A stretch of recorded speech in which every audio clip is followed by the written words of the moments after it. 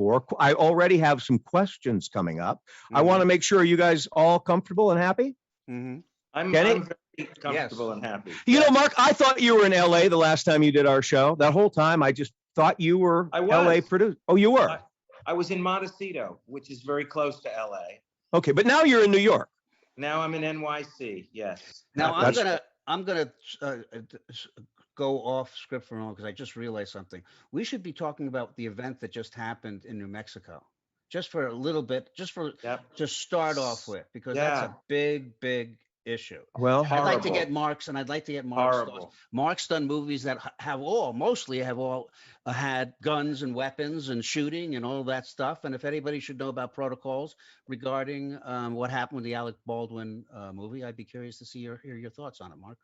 Well, it's pretty surprising that this happened, that it could happen, because there's so many safeguards that are regularly in place to keep this from happening.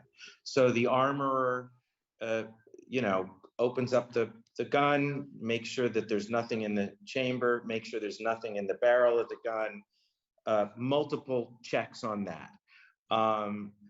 Then he'll hand it to the prop guy, who will do the same, who will hand it to the first assistant director, who will do the same, stunt coordinator, depending upon the nature of but I mean, there are 3 or 4 people who have to check these guns before they're handed to the actor. So the fact that there was, now my understanding is, and I don't know that it's official yet, but that there was when they say a live round, it can mean an actual bullet with a projectile on it, or it can mean a blank. Right. And I get confused myself sometimes about the terminology. But the fact is that there was supposed to be, from what I understand, nothing in the gun. The other thing obviously they weren't shooting. So the fact that he fired the gun, again, I don't know all the facts, but I Right. think that they were by the camera, and he wasn't on camera when he was Alec Baldwin. He wasn't on camera when he shot. There's no clarity here, but it is surprising. Although I will say that as you all know, there was a number of the crew walked off a few hours beforehand. They were racing. They were going too fast. There's just been a negotiation between the IA and the motion picture producers, although they're actually not producers, they're the studios. It's kind of an odd thing that they call them producers, but nonetheless, where they were negotiating just these kinds of things, how many hours they were shooting in a day, Mhm. how long would people have to drive home? They were shooting evidently in Santa Fe, and they lived in Albuquerque, and so there was, an hour and a half to 2 hours or plus a day driving back and forth to the location. According to what I've read, they were supposed to be housed locally. So this is what happens on these lower budget productions. They don't have enough time, they don't have enough money, and that's how accidents happen. Mark, but this one seems pretty crazy. Yeah, Mark, what situation would a film use a live round? I mean, not just a blank, but a projectile. If you were behind an actor and you're not firing toward the camera, there have been live rounds used for targets and things like that. Every production is different. Sometimes there are special effects, floor effects that are used in the dirt to create things.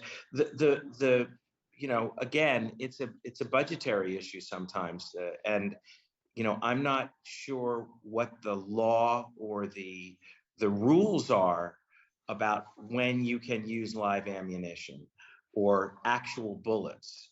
I'm going to ask you about, first of all, Saving Private Ryan must have been unbelievable in terms of the number of protocols and number of armorers and somebody handling weapons. Oh my gosh. But there's a case where we were a big studio picture. We had the money to do it right. When you have when you have no money, it's a lot more expensive to rig something in the ground, a bullet hit or something in the ground, not a person, obviously. It's a lot cheaper to shoot a gun at it.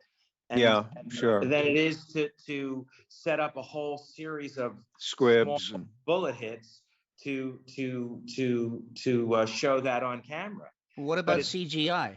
How does that compare in price? well, that's more expensive, so the actual shooting of the bullet is the cheapest way to go, but it's also the most dangerous. I Well, have we s- can. okay, I was going I'm to just say going to my say all we son, can do is speculate at this point. The information Yeah. hasn't Well, all come in. there's a little bit of my son works for Cavalry Media. Cavalry Media, it's one of the chief, the founders is Matt Del Piano, who is one of the producers on this movie, and Joel Souza is a client of my son, who is a director. So I mean, there's some rumors. He didn't really offer any insight other than he's spoken to Joel about it, and the poor guy is, Yeah. he's out of the hospital, but he's going to be in years of rehab, and just it's devastating. But one thing that we were talking about was completion bonds in this type of situations. Supposedly, they only had 1 week of shooting to finish the movie. Mark, do you think this movie can be completed, and is there a responsibility by the bond company? Well, I don't know what their contract says. Right. Somebody's on the hook for that money, and obviously there's insurance. As we know, insurance is complicated. Will the insurance pay? Will they find negligence? I mean, there's just so many questions that none of us could even speculate about because I don't know. We don't know what happened. And Yeah, I so suspect until it'll they be I don't know whether or not time will go by, and if they think that there'll be enough time that they'll be able to come back and finish the movie. It's Well, anybody's they'll guess, be able right? to finish it. It's just a question of who's going to pay for it. Mhm. Right. Somebody's got to. I mean, look, they've got whatever the movie cost. If they don't finish it, it has no value. And I hate to be talking about things like that when we're dealing with somebody's, loss of life. Of Mhm. course. But Of course. believe me, there are lawyers and accountants and insurance companies and bond companies all trying to figure out what they should do Mhm. and what is their fiscal responsibility. Unfortunately, the idea of shutting the movie down as to honor the woman who was killed is not at the top of the list of these people because their responsibility is financial, and it's unfortunate, but that's show business, and Right. it's very sad what happened. I mean, that's Yes. all I can say. It's just horrible. Well, we'll be paying attention and reading All the right. news as it comes in. Well, Let's get we- interactive. Let's get interactive. I mean, that's a very serious subject. And here's a rather lighthearted question for you, Mark. Shannon M. writes, "Dear Mark, did you get a lot of complaints about Kenneth Branagh's mustache in Murder on the Orient Express?" That's a good question. Honestly, I don't know. I don't pay attention to those things after the movies come out. There's really nothing to be done.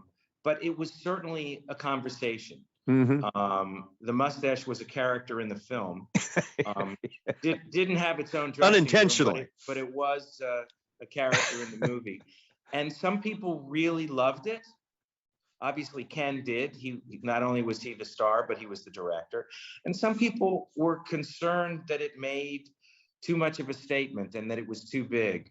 So the answer is I don't know, but I would be curious to know. Obviously, Shannon has some opinion about the mustache, and I would be very curious to know what Shannon's opinion of the mustache is. Well, we'll see if we hear from Shannon. My guess is that it was a distraction, or she wouldn't have asked the question. Yeah, that's a good guess. I don't Yes. know about this. I don't know about this first name, but CS, following up on that, CS Curve Yes. asks, the big question is, when is Death on the Nile finally coming out? That's a good question. I wish I knew the answer, but I don't know. There have been a number of dates that have been discussed. Obviously, it's been complicated by the situation with Army Hammer. And I do not know the answer, but obviously the movie's been finished for quite some time, and we are just waiting to see what the Walt Disney Company, which now owns Fox, decides when and how to release the picture. But it's obviously complicated because of Hammer. because of Army Hammer Army. and the Army, sorry. allegations made against him. Right. Yes. Arm & Hammer's the baking soda, right? Correct me Yeah, if I I'm was wrong. wondering if there was a connection there. I don't know. There is not, actually. I'm sure the parents thought it was a good pun, right? No, his right. grandfather was Armand Hammer, but no connection. But no connection to baking soda. Here's another Shannon and a different Shannon who is Dirty with Shannon's here today. a lot of Shannons today. Today for And I'm Shannon. married to a Shannon, and one of them could be my Shannon. In fact, I Wow. think this one is But because not she your Sharona, am I correct? but not my Sharona. Okay. This one is about Grey's Anatomy, and my wife, she binge watches Grey's Anatomy. She Right. cannot get enough of Grey's Anatomy. Question for Mark. Why does Grey's Anatomy have so many Silence of the Lamb references? Is that an inside joke with the writers or the cast? I don't know. I seem to be saying I don't know a lot today. Yeah, I don't- three in a row. My guess That's what is his you're lawyer told interviewing- him. I think you got the wrong guy here. I got to be honest with you. I could Yeah, get are you somebody aware to of all the answer this references? I'm not. I'm not paying close enough attention. You know, I have to say honestly that the show's now in its 18th year. Yes. It is doing obviously extremely well. I don't know if it's the longest running drama on television, but it's certainly up there with Bonanza or some other shows. And I think that Law and Order was on for quite some time. And my involvement in the show day to day is pretty minimal. You know, Shonda Rhimes and I, Betsy Beers, were the original executive producers involved in the show. We made the pilot. Shonda ran the show as the showrunner for a number of years. She's no longer the showrunner. And my involvement day to day is fairly minimal. You know, part of what and not everybody works this way, but part of what I do as a non-writing producer on a dramatic television show is to really help launch that show, which I did with Grey's Anatomy, to stick around for a while. And sometimes the best thing that a producer can do is do no harm. And in this case, the show has been, I don't want to say running itself because some incredibly talented people have been doing that, but my involvement day to day has been pretty limited. And in this case, not that anybody asked me, but there's just my job is to leave them alone at this point and let them do what they're doing because they're doing great. And the only thing that I might be able to do is come in and make a mess. So I have a question from Gianna Mulis. I'm bringing it up because she also wants to know about Criminal Minds and Grey's Anatomy. Okay. In his opinion, why does he think the TV shows Criminal Minds and Grey's Anatomy were such massive hits? And what was so special about those shows that compels viewers to keep watching? I don't know. No, I'm just kidding. Next. You should ask my wife. She'll give you all these answers. Here's what I can tell you. We certainly had no idea when we were making the pilot and the first few episodes before it went on the air. As far as Grey's is concerned, we shot all the first year episodes prior to the time that the show premiered. So we really had no idea.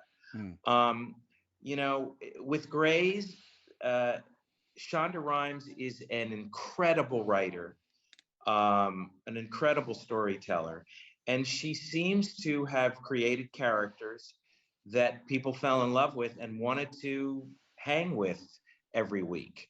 You know, obviously it's above and beyond that. They were, you know, I shouldn't just say great characters, spectacular characters and stories that captured the imagination of the audience. And I think it really ultimately comes down to that. I think it was Do also you want? unique in the way it introduced popular music into the Well, shows. that was certainly part of it, you know. And again, I give her credit for that. Hmm. Hmm.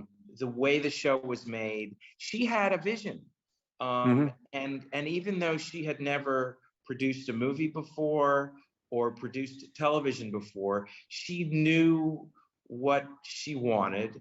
And as I said before, um, I had made a number of films and a number of films for television prior to that time.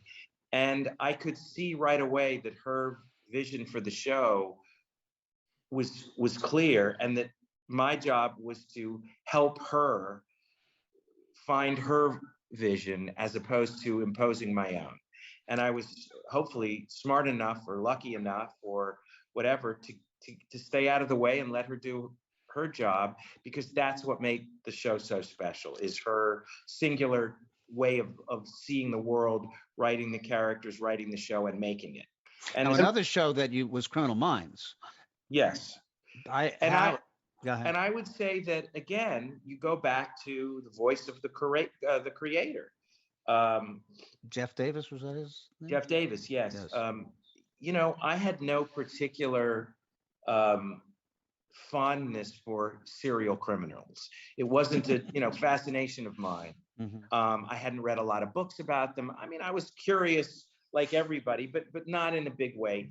Jeff was so well versed as a writer, as a storyteller, as an investigator, that he came up with an incredible way of telling the story.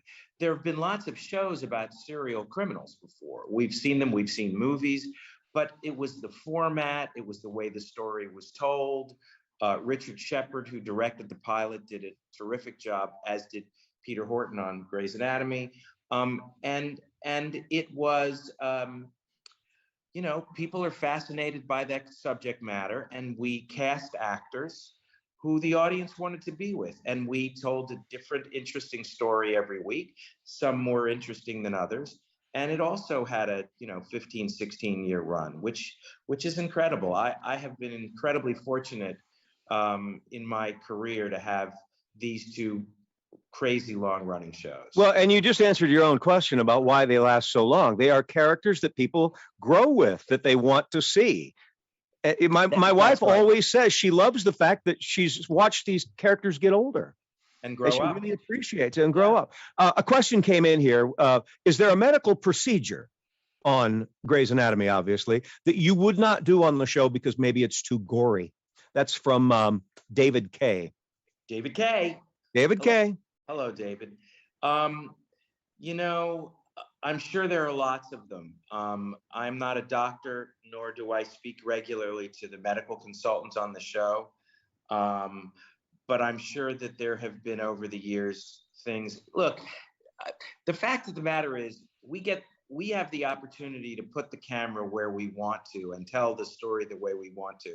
So I suspect that there's nothing conceptually that would be too gory. It's just about how you choose to depict whatever the horrible thing that, I mean, we've had trees going through people. I mean, there's been some crazy stuff there. There's been some crazy stuff.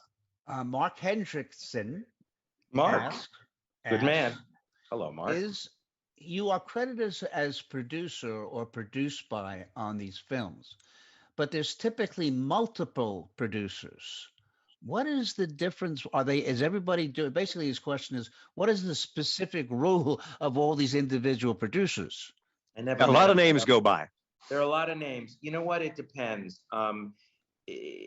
Unfortunately, as the former president of the Producers Guild and someone who helped to create the code of credits in film, the PGA mark, if you see it on the screen in film, it denotes the person who actually produced the movie.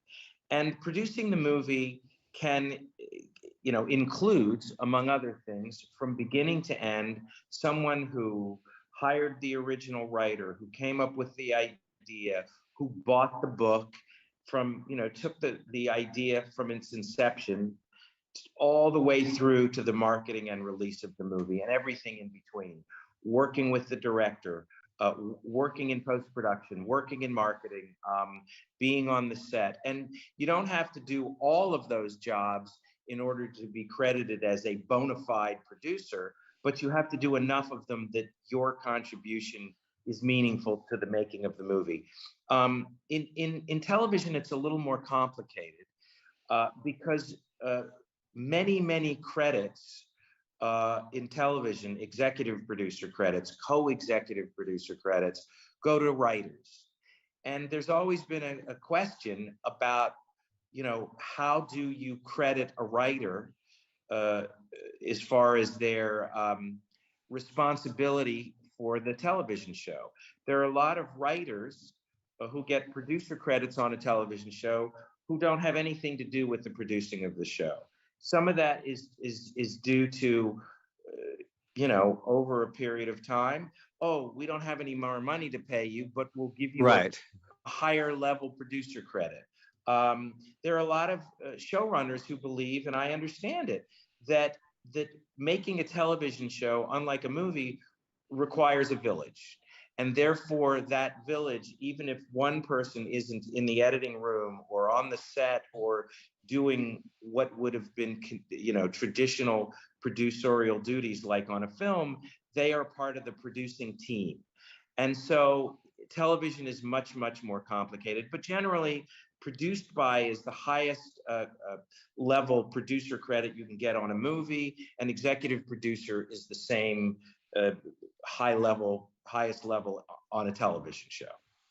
Adam asks, what happens when a producer, maybe we would say let's say an executive producer, becomes unreliable in the middle of a project? Is that a scenario that he can relate to? We killed him. You kill them? Absolutely. Well, we don't actually. The studio. You know what? That happens sometimes. Just like any person working on any project can become unreliable. Look, ultimately, 99% of the time, the people who have the power, financial power, are the people who put up the money. And if they feel that that producer is either technically in breach of contract or otherwise, or not performing their duties, they can remove them and bring somebody else in. And oftentimes the director, depending upon who that director is, has creative control over the project, whether contractual or implied. And that director has many times asked a producer to leave the set, you've heard the expression thrown off the set. Well, many a producer has been thrown off the set by a director, and many a producer has been thrown off the set by another producer. And I can say, without getting into too much detail, I myself have been thrown off a set. I was just going to ask. Who felt that my presence was inhibiting their good work. And so it happens. It happens. Here's a question from Perry. Good question. Hello, Perry. What producers influenced you the most? And what's in that canteen? It's actually gin. Okay. And I'm feeling pretty great right now. Good. What producers influenced me the most?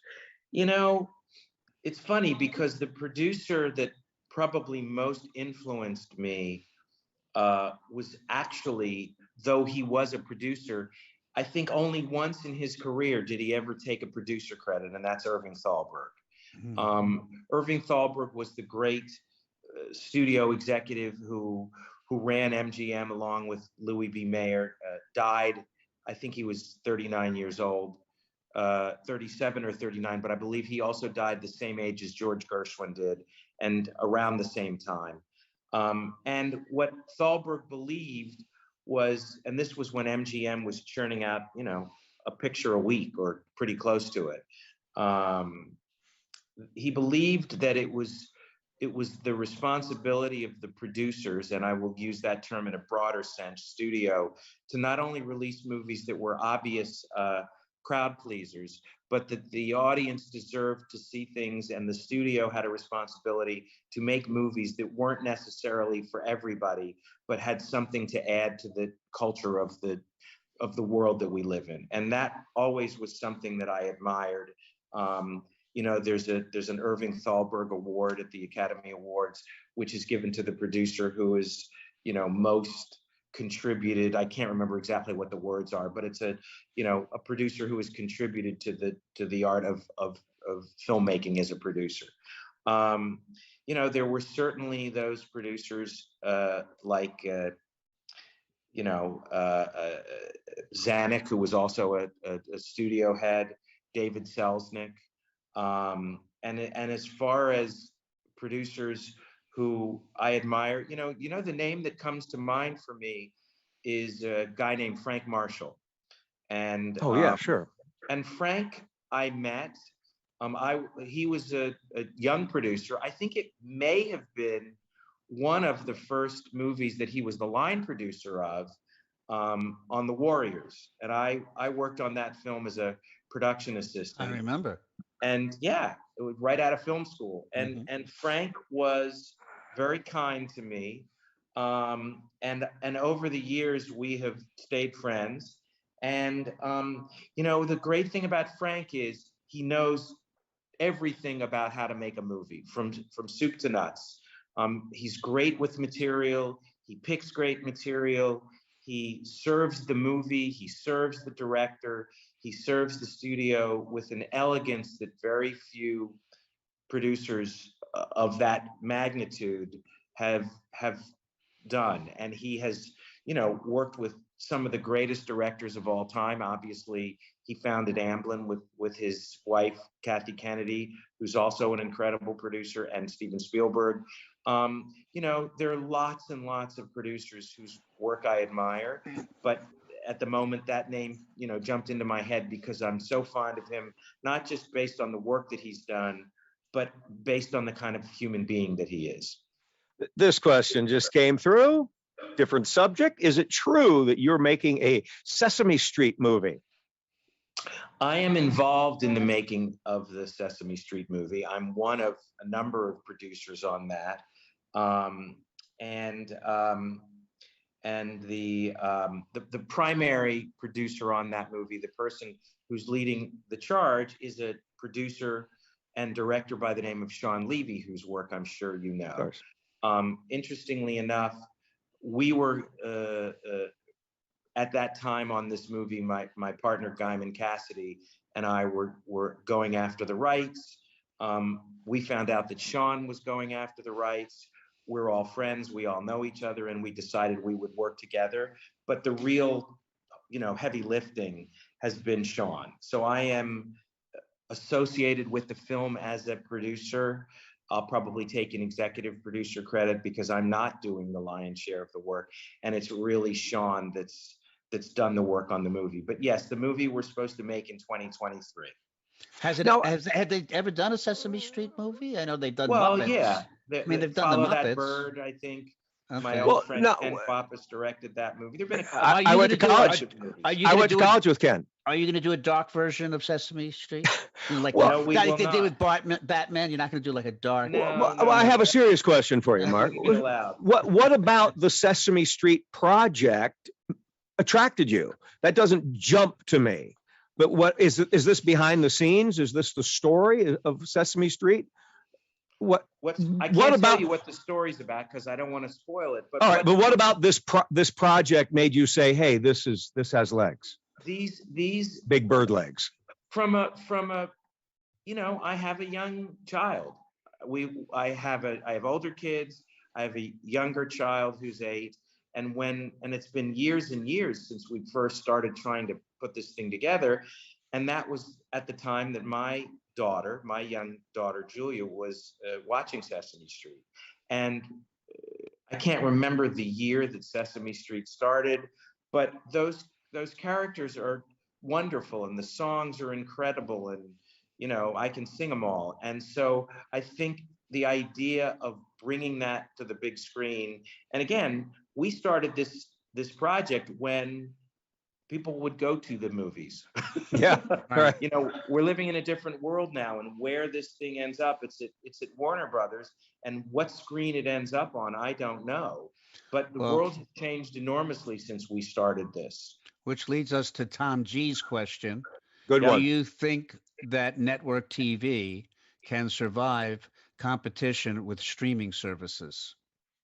Um, well, network TV is evolving. It needs to evolve. Um, I think the answer is yes, but I think that look, the answer is yes because people are still watching it, because people are still making money on it, because advertisers are still uh, uh, selling commercials, and I don't know what percentage of the country uh, doesn't want to pay for Netflix or Showtime or HBO or all the other streaming services, because if you start to add them up, it's not inexpensive. I mean, if you get them all, you're talking hundreds of dollars a month. Those $10 and $12 monthly fees with the 8 or 9 streaming Right. services, they add up. Right. There is still the programming that is on network television is still attracting a large audience. But Soon an as the older audience. stops yes, an older audience, and what that means is the value of the commercial time is worth less, but it's still a big business. I'll ask you guys a question, which might be fun for the audience as well. Do you know why? I am wearing pants. Yes, you are, and I can't see you, but I'm going to imagine that you are. In Yeah, my fantasy, in my fantasy, you're wearing pants. You know. Sorry, I'm just do the you- heckler. I'm like do the it- guy, the two guys I in the know, I know. balcony. I'm a heckler. Do any of you know why the primary demographic for the television audience, when they talk about the prime demographic, is 18 to 49? Do any of you guys know? Do we know why it's 18 to 40? That's because that's a pretty wide berth there. I mean, Well, those I are would two just different. think, but I think it's their There is an influence. answer. I can Oh, tell you the answer. I, but we, I was that's just what we want. curious I to don't know. if anybody knew. Okay. The reason for it is that because the buying public either will begin at 18 years old to make a decision about a brand that they are interested in up to 49 years of age, where research tells us that at that point you're no longer particularly open to changing toilet paper or toilet bowl cleaner or any of the other things that are Right. advertised on. Right. So you're off the radar at 49 because you're not going to change. You're not completely off the radar, but that has always historically been the demo as far as what it's like. Oh, what did the 18 to 49 audience? Where are our ratings with the 18 to 49 audience? What's changed about that is that with streaming services where there's no commercials, it's all about the subscription. Who's going to subscribe? And the individual show, or specifically who's watching it, it's about who's going to write a check for $10 a month to get that service. It's different. Kenny, I'll let you ask this, John D. I just Isn't want to that back up. Fascinating. Wonderful. I want to back up just a second, though. You touched on this, but what about movies? We have widescreen TVs. We got used to not going out. I noticed that my own movie theater has like 2 showings of a first run movie rather than all day. Right. Are movie theaters going to survive? Well, I think they will, but I think that it's becoming more and more difficult. If you look at, the large exhibitors in this country, AMC being at the top of it, aside from that huge, run up on the stock when, Yeah, I know what you're talking about. who was it that read Well, there was GameStop, and then was it AMC? Right. AMC? But Yeah. in any event, look, those guys were on the verge of bankruptcy, AMC, and they're the largest theater chain in the world. The fact of the matter is that I mean it's really tough. It's really tough because Well, they have the iconic Cinerama Dome is closing down. Is it? And- well, it's coming back. It's going to is come somebody back. going to take it off? I assume it'll be like Amazon or Netflix will probably end up buying it. Well, actually, the fact is that my understanding is that the people that own the Cinerama Dome, which are the people that own the ArcLight Cinema, are going to keep that theater open. They own not only do they own the name, but they own the building. They own the real estate. Why did they close it? Because they were going under. Oh, so now they think that it's worth saving. I mean, that the year that people couldn't go to the movies, or 18 months or whatever it was, people couldn't stay in business. It was impossible. And it's shocking to me that anybody's left under the circumstances. I mean, you know, COVID and the closing of the window between theatrical and streaming has, you know, now Really? they're being released simultaneously. I mean, Right. why would you go to most movies if you could? Now, you might go see Batman, you might go see Dune, you might go see, you know, it's almost like saying, you know, do I want to spend X amount of dollars to go to a Broadway show?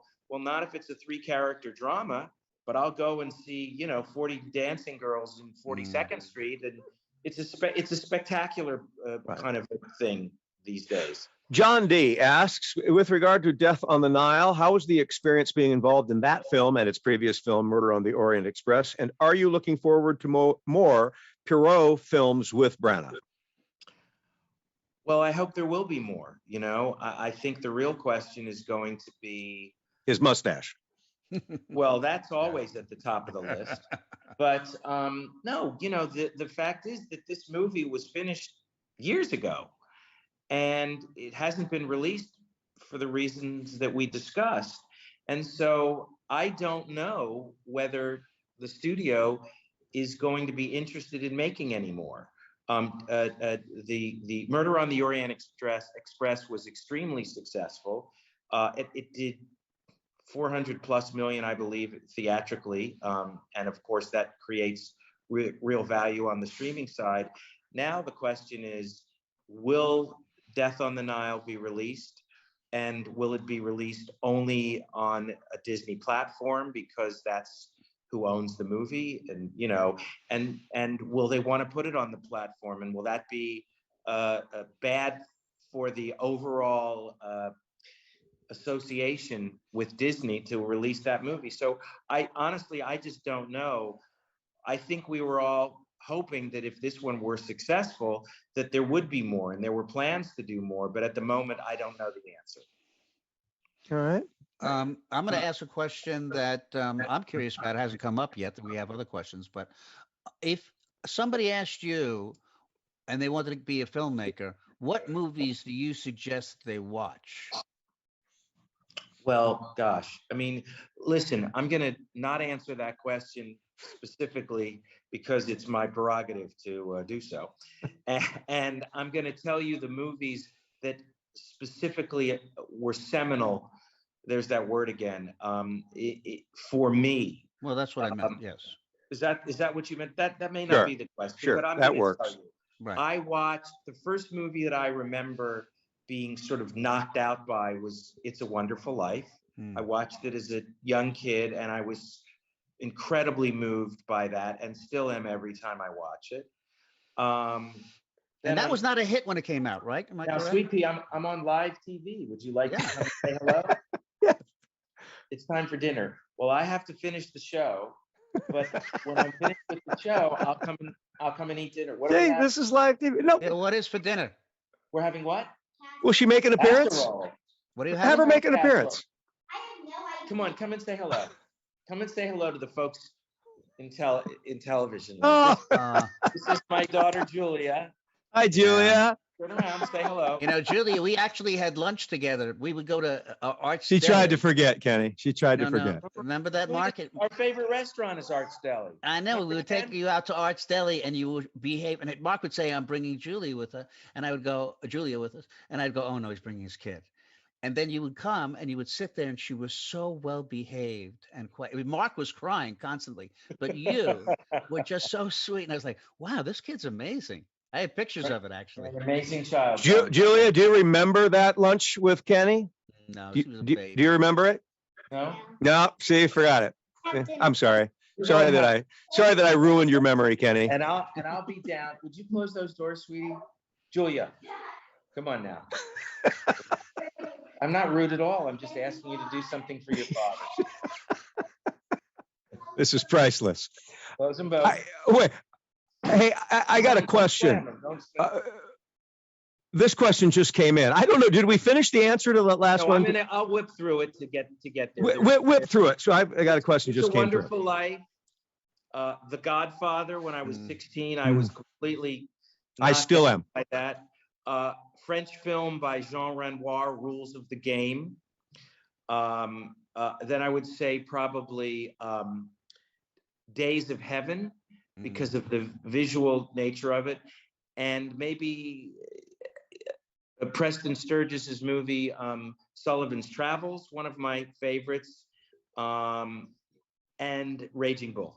Those were the early films for me that really Great list. Great list, completely and exactly knocked me out. what I was curious about. Yeah.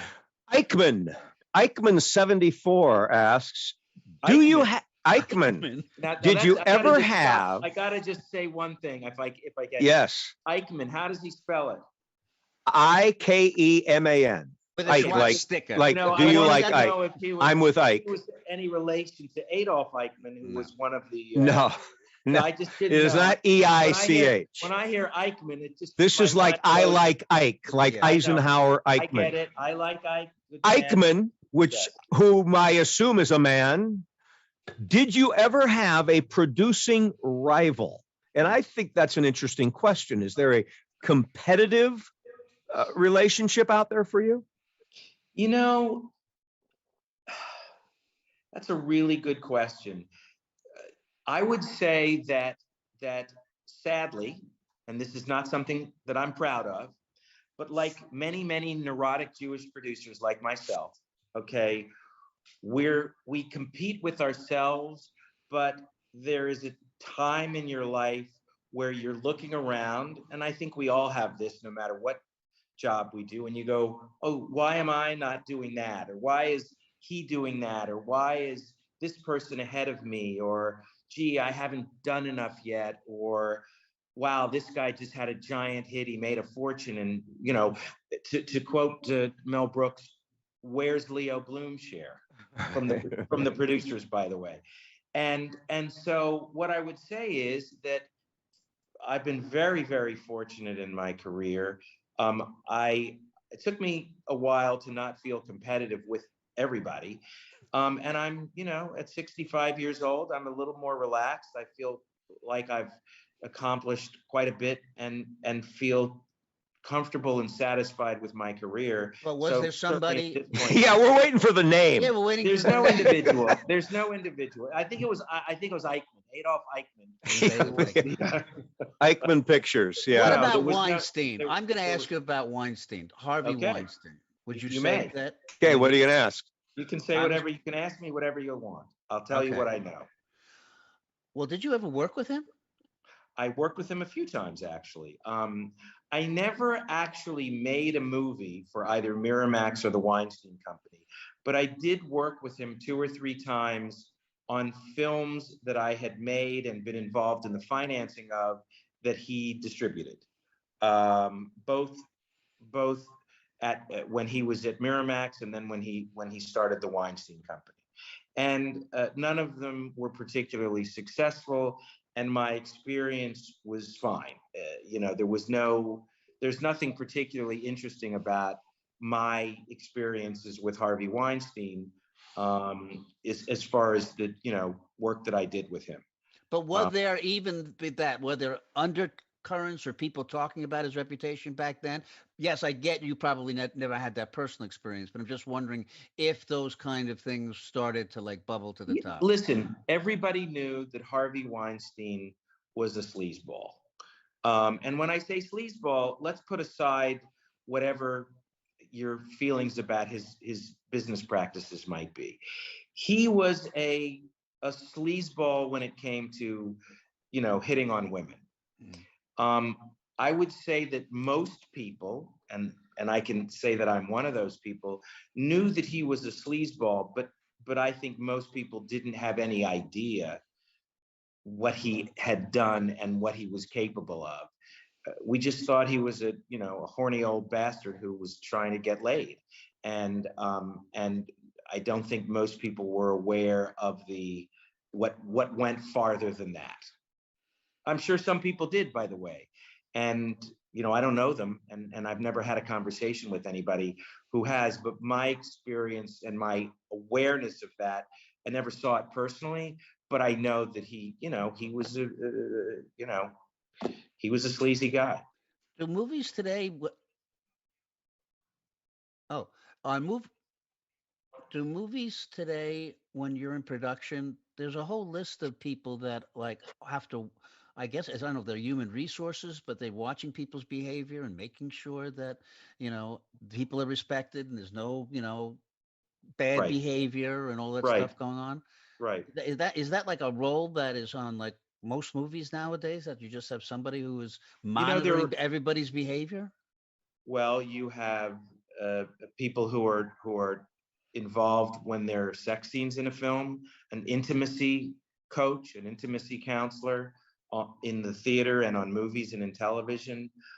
Look, we live in a world, for better or worse, and I think you can decide for yourself whether it's better or worse in any particular circumstance. That is, there's a high level of sensitivity about many things. We see it every day, whether it's Dave Chappelle, whether it's other comedians, whether it's scripts or television shows or depiction about people that there are that people don't like or are made uncomfortable, and consequently, we're in a revolution right now. Yeah. And what I can say is that I believe wholeheartedly that there was a need and is a need for this revolution. Mhm. The way we treat each other, not just in film and television, but in the world, is appalling. Yes. And what you see is sometimes bystanders get hurt too, which Mhm. doesn't mean the revolution shouldn't exist, because I believe that the greater good is being served. That this is my own personal opinion, by these multiple revolutions, and they are necessary because we've got a lot of work to do in this country, in the world, in the way we treat each other. But to answer the question, it's a long-winded way of saying is yes, there are lawyers, there are coaches, there are a number of people who are trying their best to make sure that we are being respectful of each other, both the people that are making the films and the people that are watching them in television. I think that was an absolutely beautiful answer. Maybe we are going a little too far sometimes in a place that it seems unnecessary. But I think you're right. The revolution is necessary, and I believe we will pull back where it's appropriate. Well, I'd like to see movies and television address civility more, because I think, Well, yeah. yeah. I mean, what do you mean by that? Well, I mean, it's gotten to the point that people just hate each other. You can't go to a baseball game. You see it on TikTok. You see fights at baseball games. I went, went to a football game here. I wouldn't take my grandson to a football game. These people are crazy. I think there's somebody that we can thank for that behavior. I know that's true, but I And think, who do you think that is? well, I think Trump, he made it okay to be a bad, to be mean, to be a bully. Childish. Yeah. But I also think that part of it, and I actually wanted to talk about it on our show, Gary, which is there used to be a decorum to things. People would dress up if they wanted to go out, and it showed a little bit of respect for things. Yeah. But now you go on, wherever you go, whether it's even the movies, go to a theater or on an airplane, people are wearing their pajamas. You sound like an old guy. I am an old guy. I know, but I am trying to figure out why there is no more civility. Well, what I would You say fucking is, bastard. Ken, listen. What I would say is, if people could be nice to each other, I don't give a fuck what they wear on the airplane. So what I would say is, civility and appropriate behavior, I don't see them as the same thing. What I'm so distraught by is that, and I'm not saying that it didn't exist before, but here we have somebody who who dealt with people in a guttural way, who got down and dirty, And what's happened is that he made it, and I'm not blaming it all on him, but made it acceptable to treat people and talk to people like garbage. And what's happened is it's now become part of the day-to-day way we communicate with each other. Well, I don't think he led the charge. He was part of the charge. He came around because I think we were already there. I think that 24/7 and Fox News and the echo chambers of social media have created a landscape where everybody just says and does whatever they want without taking responsibility. And now it's the norm, sadly. Right, correct. You know, you would never have a politician call the president names. I mean, Right. It was just not done. And you wouldn't have the president of the United States, you know, calling people what he called people. It's like a loser, and you know, even those kinds of things. It's like, this isn't the way you Right. handle yourself. And now it's everywhere, and it is very disturbing. And Ken, I agree with you. It's really, it's upsetting that we live in such a And I'm just, uncivil world. we have seen movies and television be a very powerful force in pointing out things that are going on in society that maybe we need to Always. look at. And I'm not sure that we've seen civility or the way we talk to each other or trying to point out to people that, you know, this is an issue, a big issue in our country. Well, which I'll brings me point to one other I'll question. point something out, which I'm Okay. sure you guys are all fans of. But Ted Lasso is a show Yes. that I think we all love, because it's Exactly so right. great that show is successful. And we love it for the same reason. Exactly. That's For exactly that right, optimism. because people are kind to each other. Yeah. And it works. And Absolutely. that's a great example of, I think, what you're talking about. It And is it's saying that people are hungry for it. It We is. are starving for it. Yes. But Yeah. I'm going to ask you another question. What Make it about- quick, Ken. We're running out of time. Oh, do we have to be done in an hour? Okay. Yes. In 2 minutes. Okay. Squid Game, biggest hit on television. Have you seen Yep. it? I have not. Oh, you haven't seen it. Oh, I'm okay. sorry. No, that's okay. I'm just curious. It's like now this thing, I think it's great that Netflix brings all of these international shows to our attention. We never would have had that before. You know what I mean? I think that's fantastic. I was just, but again, it's a Hunger Games kind of thing. It's not about civility. It's about It's about killing each shooting other. people with arrows. Right. Yeah. But There you anyhow, go. I was just curious if you had seen it. All right, I want to acknowledge everybody that wrote in, because if somebody watched the show and they didn't get their question, Matthew C. a long time ago asked me, what was the Frontier Gynecologist sketch? What would it have been about? You guys have no idea what he's talking about, do you? Drew Barrymore, Frontier Gynecologist sketch. Drew Barrymore hosted the show, and in the cold opening, they said the standards and practices said we cut some sketches, and one is the Frontier Gynecologist because Drew is only 7. And at that moment, I take off my cowboy hat and I pull off my rubber gloves, and they snap, and the audience laughs. That was the Frontier Gynecologist. There would have been no sketch. In my mind, the Frontier Gynecologist was a Frontier Gynecologist, but it was never going to go farther than that opening Funny and the idea. laugh with rubber gloves. I would like to see it. Well, Drew Barrymore, top of the show, 1985. I think Wow. we're out of time, and I know that Julia wants you for dinner. It's So- dinner time. Mark, you've got to go to dinner. I want to thank everybody for watching our live show, for participating. There were some other questions. We're going to do this again, but meanwhile, you can catch us on DBNA TV, streaming television, our YouTube channel with Facebook streaming, where you can watch this again. You can archive it. Spotify, iHeartRadio. What else, Kenny? What else are we on? All your basic Well, popular podcast channels. I'm on antidepressants. Very good. Kenny will remain on antidepressants. I love it when Kenny's high on a show, by the way. Not Do you know today, Kenny no, when he's no, high, no. Mark? Oh, Did, I've seen back in it. college? Yeah, Can it's a Can I squeeze? it's a good Kenny. Can I Mark- squeeze a 30-second story in about Mark? I have to do this. I have to do this. all right. You got When we 30 were- seconds. Okay, Mark and Renee and I, when we were doing a show on Manhattan Cable, I was very entrepreneurial, and I got the Village Head Shop to sponsor a commercial. And so I went in, and he gave me all of the stuff at the Village Head Shop, bongs and pipes and whatever. And I put it in my loft, and I left Renee and Mark there to shoot the commercial. And I went out or whatever, and I came back a few hours later, and I opened the door, and the place, you couldn't breathe. It was so all over the place. And the hell are you doing? And him and Renee were puffing on this bong and all of the paraphernalia that the Village Head Shop had given us for them to shoot the commercial. And he was like, Mark turned to me and said, hey, we got to try it out. Make